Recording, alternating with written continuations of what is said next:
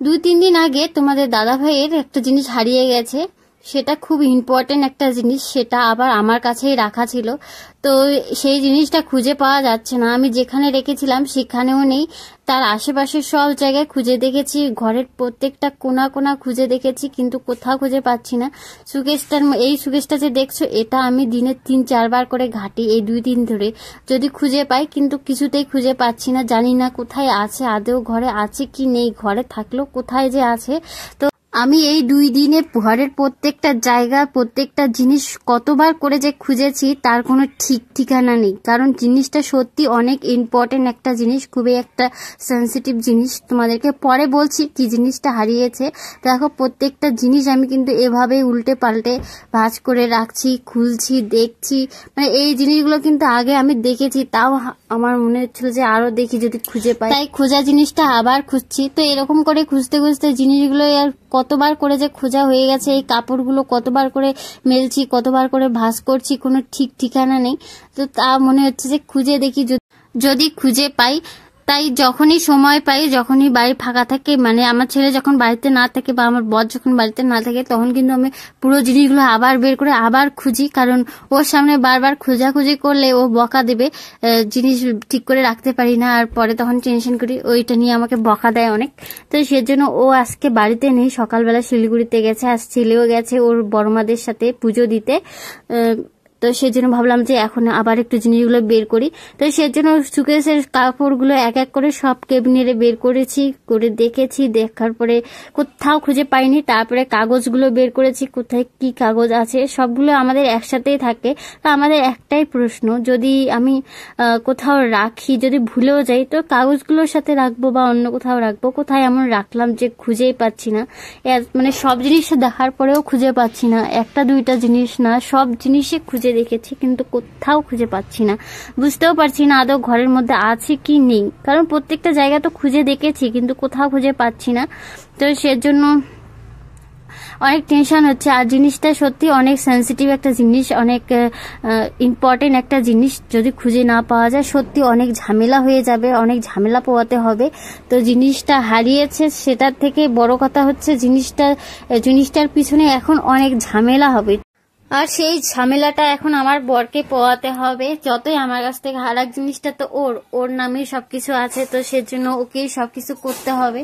তো সেজন্য অনেক খারাপ লাগছে যে আমার কারণে এখন ওকে এতটা ঝামেলা পোয়াতে হবে, তো সেজন্য অনেক খারাপ লাগছে। তো আমি যত চেষ্টা করছি জিনিসটা খোঁজার, যত সম্ভব আমার মানে যতটুকু পারছি জিনিসটা খুঁজছি, কিন্তু কোথাও খুঁজে পাচ্ছি না। কি করব বলো তো, কোথাও খুঁজে পাচ্ছি না, কোথায় আর খুঁজবো? ঘরের প্রত্যেকটা জিনিস খুঁজেছি, আমাদের থাকার ঘর দুটো, আর হচ্ছে রান্নাঘর একটা। তো রান্নাঘরের মধ্যে তো কোনোভাবেই থাকবে না, কারণ এখন আমরা বাইরে রান্না করছি, আমাদের ঘরগুলো ভাঙার পরে হচ্ছে বাইরে এখন রান্না করছি। আর থাকার রুম বর্তমানে আমাদের দুটো আছে, তো দুটোর মধ্যে দুটো সুকেস আছে, দুটো সুকেসে আমি ভালো করে মানে দিনে 2-3 বার অন্তত আমি খুঁজি, তো কোথাও খুঁজে পাই না।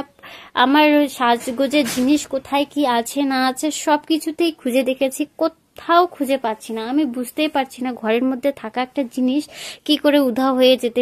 এবার তোমাদের বলি জিনিসটা কি। জিনিসটা হচ্ছে তোমাদের দাদা ভাইয়ের এটিএম কার্ড আমার কাছে রাখা থাকে, যখন দরকার পড়ে তখন নেয়, আবার যখন দরকার শেষ হয়ে যায় তখন আবার ফেরত দিয়ে দেয়। তো প্রত্যেকবারের মতো ও যখন এনে দিয়েছিল তখন আমি ভালো করেই রেখেছি, ভালো একটা জায়গাতেই রেখেছি। তো প্রত্যেকবারের মতো রাখার পরেও জানি না কিভাবে জিনিসটা আমার কাছ থেকে উধাও হয়ে গেল। তো এখনো পুলিশে ডায়েরি টায়েরি কিছু করা হয়নি, তো ভাবছি যে আরো কয়টা দিন খোঁজাখুঁজি করে দেখি যদি পাওয়া যায়।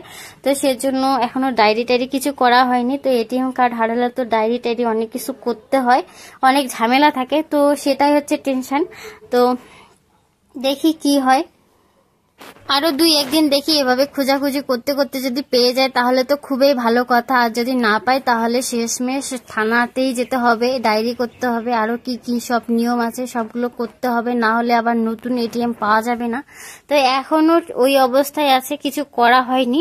তো যদি খুঁজে পাই তাহলে তো খুবই ভালো হতো, কিন্তু যদি খুঁজে না পাই তাহলে আর কিছু করার নেই, শেষমেশ থানায় যেতেই হবে। এভাবেই টেনশনে যাচ্ছে, খাওয়া নেই, ঘুম নেই, শুধু টেনশন করছি। আমার জন্য একটা জিনিস হারিয়ে গেল এভাবে, আমার জানি না কিভাবে হারালো, কিন্তু তা মনে হচ্ছে আমাকে দায়ী মনে হচ্ছে, কারণ জিনিসটা তো আমার কাছ থেকেই হারিয়েছে।